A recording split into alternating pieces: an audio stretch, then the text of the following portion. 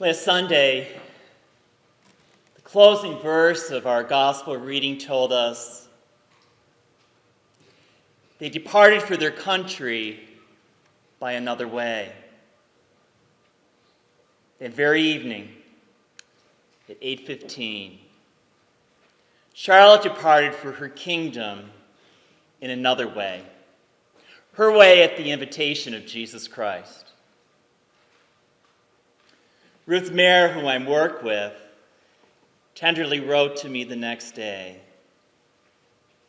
"To be home for Christmas, even if it's little."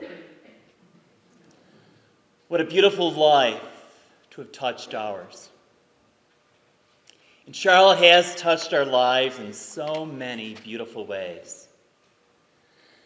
Doug Mandalero, sharing the news of Charlotte's death with our diocese, wrote to everyone, "She had battled cancer for 11 months with great courage, embracing every moment of every day despite the struggles of her illness.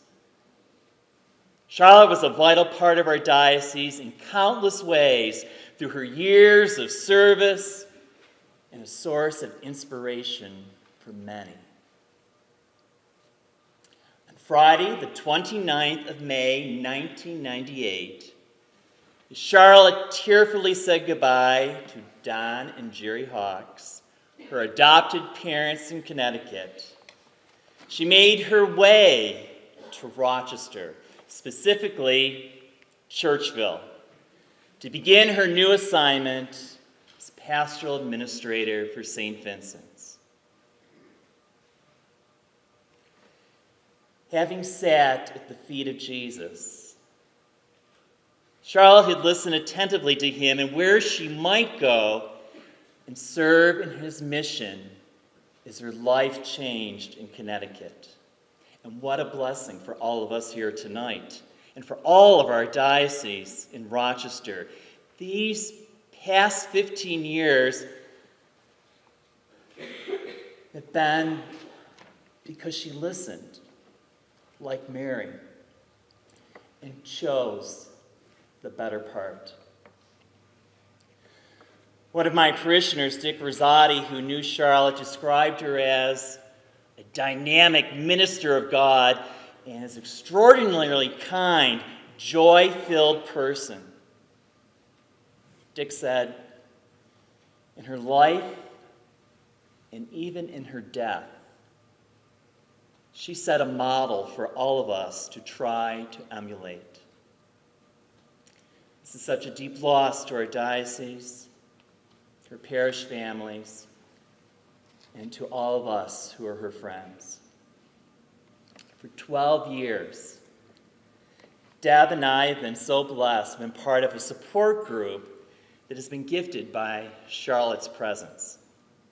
There have been countless joys, deeply discussed issues about faith, struggle in our ministries, healing moments, touching experiences of grace between Martha's and Mary's, and 11 short months to deal with and face what would be a reality, a path which would go in another way.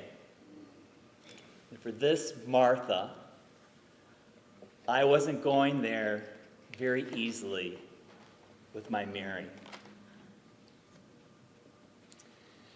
As you heard from Irene, Charlotte specifically chose tonight's reading about Mary, about Martha, and about being attentive to Jesus. Before going on her bucket list of world travels, Charlotte gave me, along with some of you, her funeral wishes. I would like to share Charlotte's very own words on the reason for tonight's passage. And she wrote to us, and I quote, "I have chosen this gospel because I have always identified with Mary in the story. Domestically challenged. You know that, huh? I am far from the hostess Martha was. I enjoy being with and having friends in theirs and my own home. But I will do things in the simplest way possible so that I am not laboring in the kitchen when guests are here. I'd rather sit at their feet, hanging on every word. People, my friends particularly, take precedence over things in gracious hosting. Were my guest the Lord himself, I would probably be so taken that I'd fail to offer him a cold drink. Grateful for all the Marthas about me, hopefully, in my life, I did choose the better part. There's no doubt. Charlotte did. As Charlotte was fighting for her life, this Martha, like so many of yourselves, we're going to busy ourselves for a miracle. Prayer, intense prayer, prayer services, novenas, masses, even an unexpected rendezvous as a support group visit to Father Baker's in Buffalo, found a new invitation for intercessory pleading. Miracles do happen. And how many have we all known ourselves? Why not one for this woman of God? Faithful servant. Like the attentive Mary at the feet of Jesus, why not Charlotte, who was always attentive to him, even if she thought she might fail in offering him a cup of cold water? Hope, optimism, faith, belief, and then acceptance. On September 18th, just before Charlotte's bucket trip would begin, she wrote in Caring Bridge, and I quote, "Thanks for your continued prayers for me and for my miracle. Perhaps the miracle will be just the peace and joy I am experiencing, even in the face of my mortality. That truly is gift. So please, don't be sad for me, but cheer me on as I enjoy the time I have left, however long. Life is too short not to choose to be happy."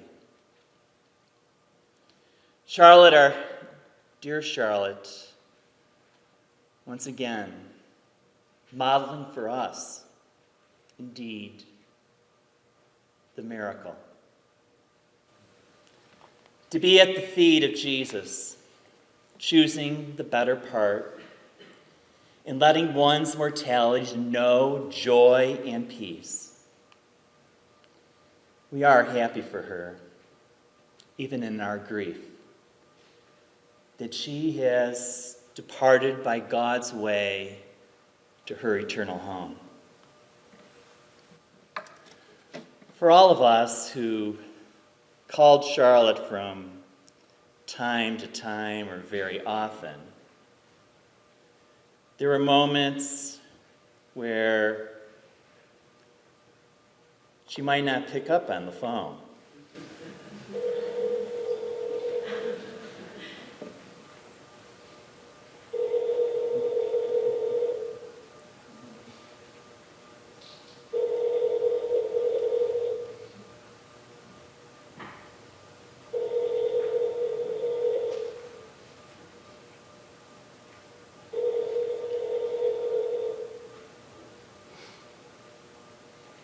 Please be patient.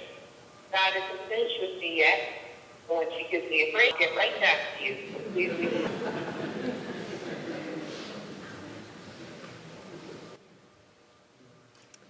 Please be patient. God is not finished with me yet. And when she gives me a break, I'll get right back to you. God, I cannot believe, is now finished with Charlotte.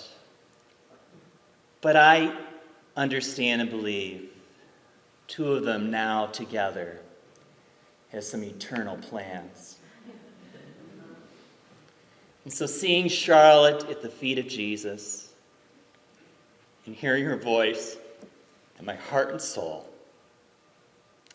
I will pray to be patient, to be happy for her, for us. And I will look forward to the day when we get back to her. May these words, humbly shared, have been humbly heard.